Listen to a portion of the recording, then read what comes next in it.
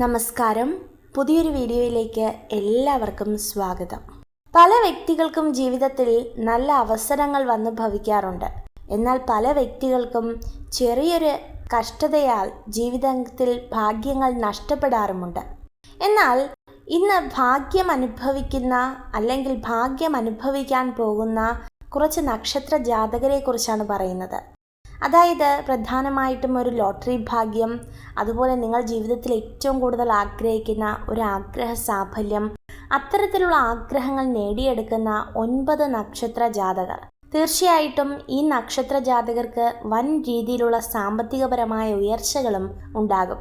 അത്തരത്തിൽ ഒന്നാമതായി നിൽക്കുന്ന നക്ഷത്ര ജാതകരെന്ന് പറയുന്നത് അശ്വതി നക്ഷത്ര ജാതകർ തന്നെയാണ്. അതായത് സാമ്പത്തികപരമായി വലിയ രീതിയിലുള്ള ഒരു ആശ്വാസം നിങ്ങൾക്ക് ലഭ്യമാകും. പഴയ കടങ്ങളൊക്കെ നിങ്ങൾക്ക് തിരികെ ലഭിക്കും.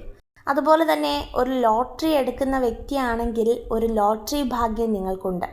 എന്നാൽ ജോലി സ്ഥലത്ത് അനുഭവിക്കുന്ന ചെറിയ തടസ്സങ്ങൾ നിങ്ങൾക്ക് വളരെയധികം മാനസിക സംഘർഷങ്ങൾ ഉണ്ടാക്കുന്നു, അതുപോലെ തന്നെ വളരെയധികം പ്രയാസങ്ങൾ ഉണ്ടാക്കുന്നു.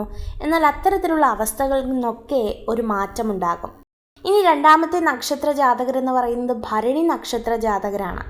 തീർച്ചയായിട്ടും നിങ്ങളൊരു പുതിയ സംരംഭകരാണെങ്കിൽ അല്ലെങ്കിൽ ഒരു ബിസിനസ്സുകാരാണെങ്കിൽ നിങ്ങളുടെ ഉപജീവന മാർഗത്തിൽ ഒരു വലിയ നേട്ടം ഉണ്ടാകുവാൻ പോവുകയാണ്.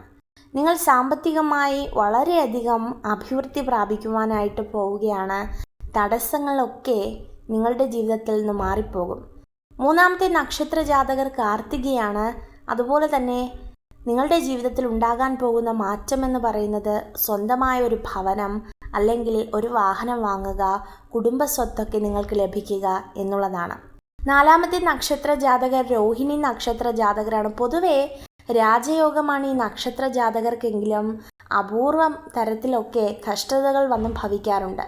എന്നാൽ ഈ 9 നക്ഷത്ര ജാതകരിൽ നാലാമതായി നിൽക്കുന്ന ഈ നക്ഷത്ര ജാതകർക്ക് തീർച്ചയായിട്ടും അനുഗ്രഹം മാത്രമാണ് കടന്നു വരുവാനായിട്ട് പോകുന്നത്. അതുപോലെ തന്നെ വിദേശത്ത് ജോലി ലഭിക്കുവാനുള്ള സാധ്യതകളുണ്ട്. ചെറിയ രീതിയിലുള്ള തടസ്സങ്ങൾ സൃഷ്ടിക്കുവാനുള്ള ഒരു സാധ്യതകളൊക്കെ ഉണ്ട്. അതുമൂലം ശ്രദ്ധിച്ച് ജീവിതം മുന്നോട്ട് നയിക്കുക.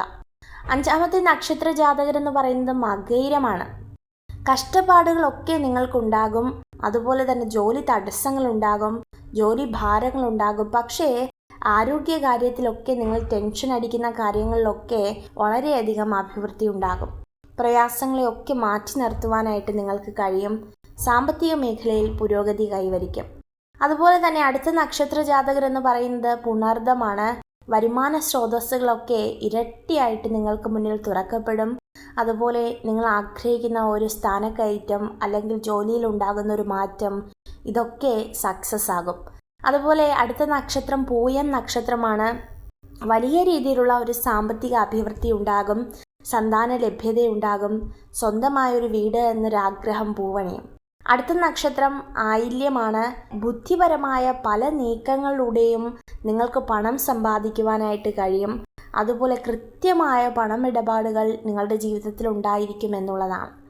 അടുത്ത നക്ഷത്ര ജാതകർ ഉത്രാടമാണ്. ആഡംബര ജീവിതം നയിക്കാൻ യോഗമുള്ള ഒരു നക്ഷത്ര ജാതകമാണിത്.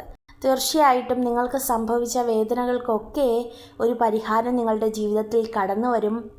അതുപോലെ തന്നെ സർക്കാർ ഉദ്യോഗസ്ഥർ എത്രയും വേഗം ശ്രദ്ധിക്കേണ്ട ഒരു സമയം കൂടിയാണിത്. ജീവിതത്തിൽ ഉണ്ടാകുന്ന തടസ്സങ്ങൾക്കൊക്കെ ഒരു മാറ്റം ഉണ്ടാകുമെന്ന് തന്നെ പറയാൻ കഴിയും. അപ്പോൾ ഇത്രയുമാകുന്നു ഈ നക്ഷത്ര ജാതകർ എന്ന് പറയുന്നത്. അപ്പോൾ ഈ 9 നക്ഷത്ര ജാതകർക്കും ഈശ്വരൻ അതിസമൃദ്ധമായി നിങ്ങളെ അനുഗ്രഹിക്കട്ടെ.